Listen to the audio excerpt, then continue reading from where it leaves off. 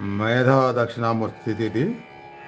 మేధస్సు వచ్చే విధంగా విన్నవారికి పనిచేస్తుంది. మేధస్సు మీకు కావాలన్న మేధస్సు, మీకు ఆ మేధస్సు ద్వారా భౌతిక అభివృద్ధి జరిగే విధంగా మెదడు పనిచేయాలన్నా, లేదా ఆత్మజ్ఞానం పొందడానికి కావాలన్న మేధస్సు మీ మెదడులో నిలబడాలన్నా, అలానే మీరు కావాలనుకుంటే సంకల్పం చేసుకుంటే మీ పిల్లల చదువులకు సంబంధించిన మేధస్సు పెరిగే విధంగా కావాలన్న అనుగ్రహం కలిగిస్తారు దక్షిణామూర్తి.